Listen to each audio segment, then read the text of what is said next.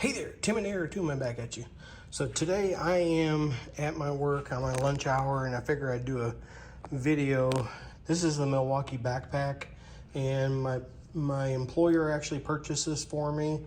I wanted to try to take my tools out of the Tough Built pouch because I needed to carry just a few more tools recently. So I wanted to switch it over and then see how this ran. So I've had these tools in here for about a week now, and I really like the backpack.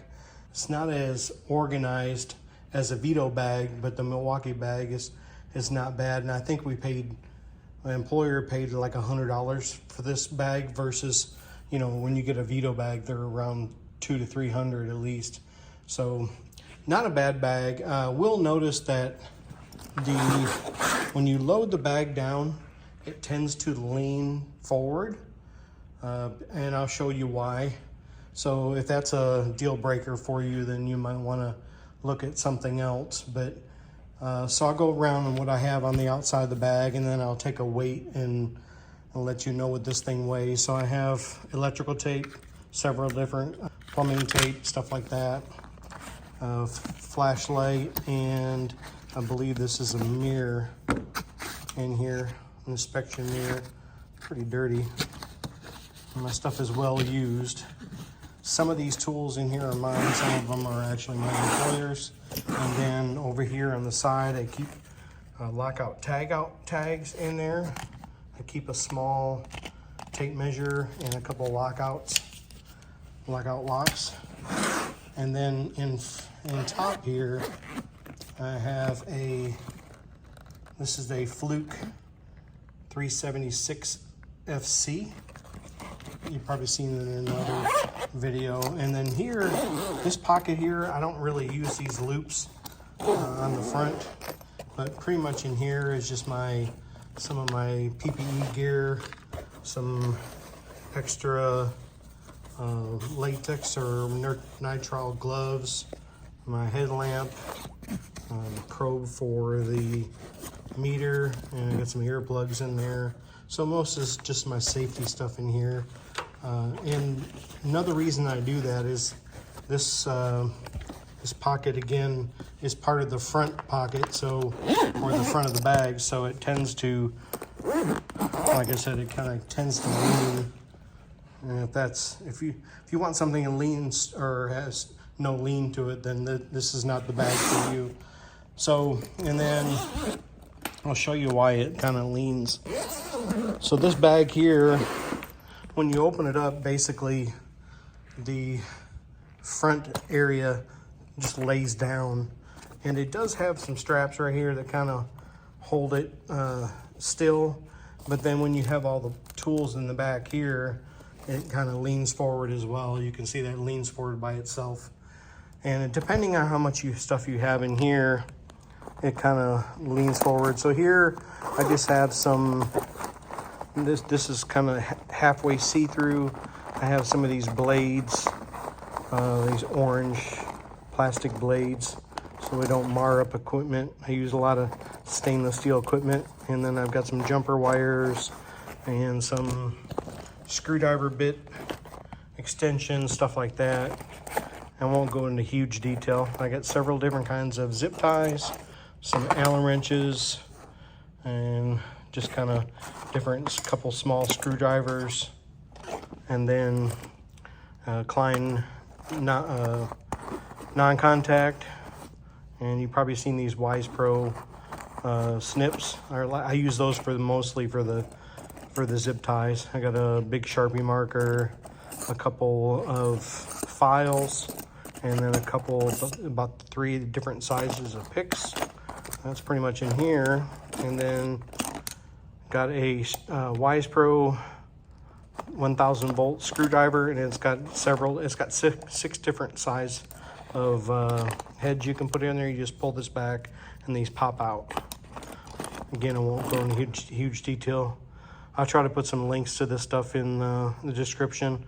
This Klein nut driver, and I typically use that with this DeWalt. Now this is the DeWalt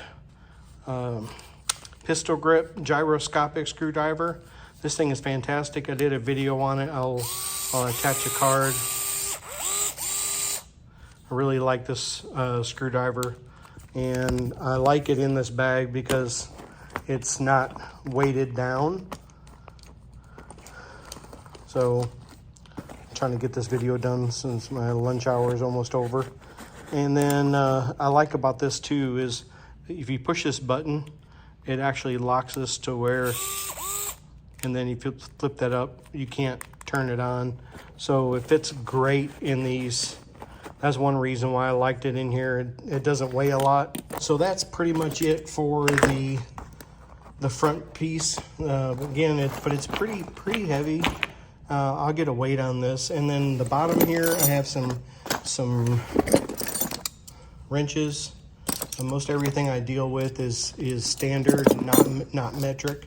So I just have some cheap sockets, and I got a socket wrench, and then I got some Allen keys, a lot of stuff I deal with. And I got a container full of nuts and bolts and wire nuts, so I don't have to come back to the building I work at is 86,000 square feet, so it's a pretty good size. So so in here, I basically have some wire strippers from, these are Doyle wire strippers from Harbor Freight. Nothing fancy. This is a Ideal screwdriver that actually holds the screw. If you put that up, it holds the screw for you. The majority of this is supplied by my employer. So I've got a adjustable wrench.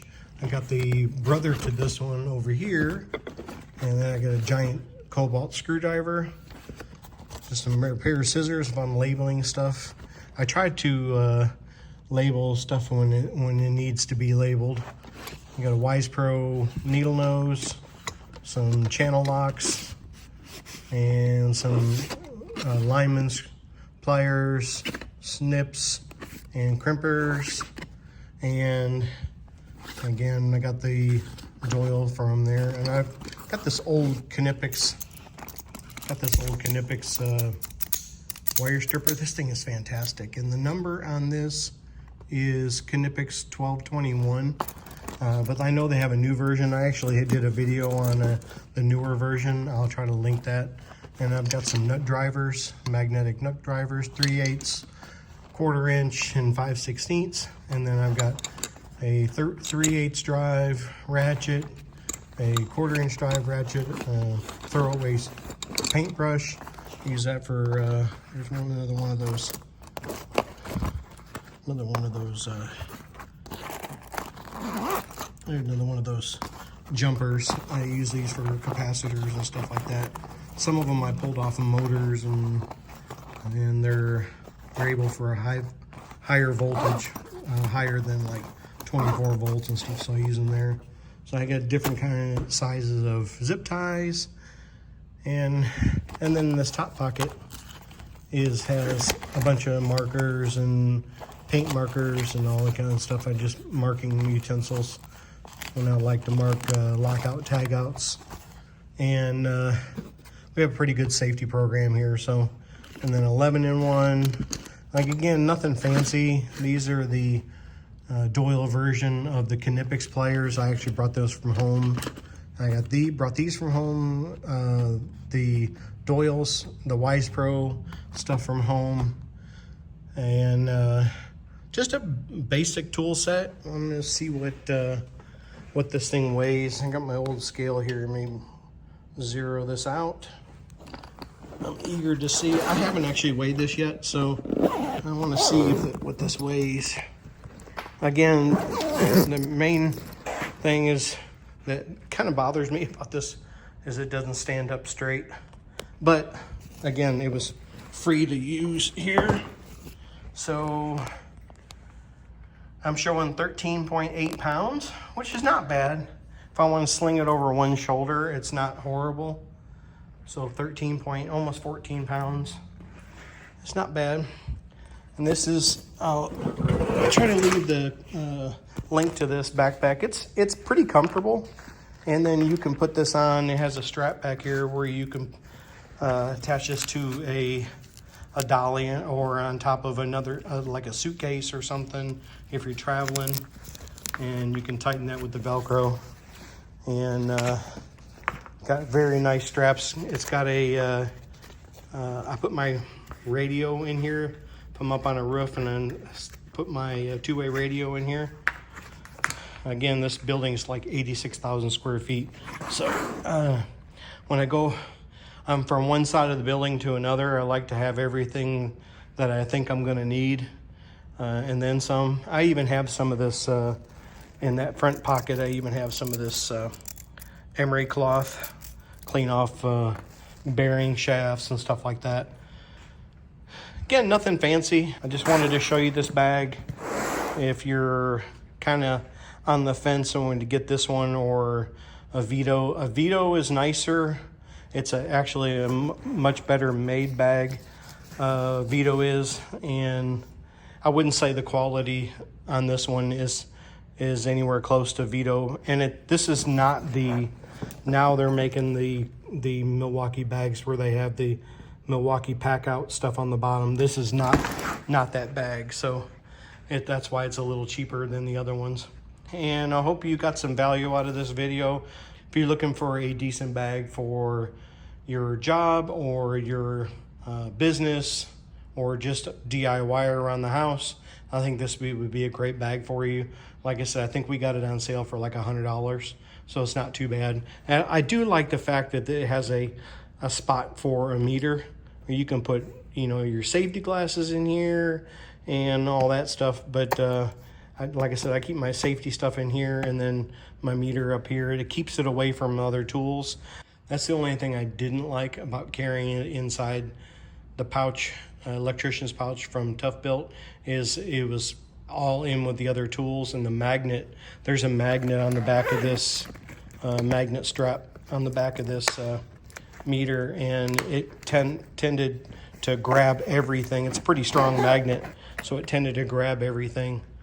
And 13.8 pounds is not horrible. I just got to make sure I try not to load it up with any more stuff. So hope you got some good value out of this video. If you did, I appreciate if you go down there, hit the like and subscribe button, hit the bell icon. You'll get notified when I post a new video or go live. This is Tim and Toolman back at you. I'll be back.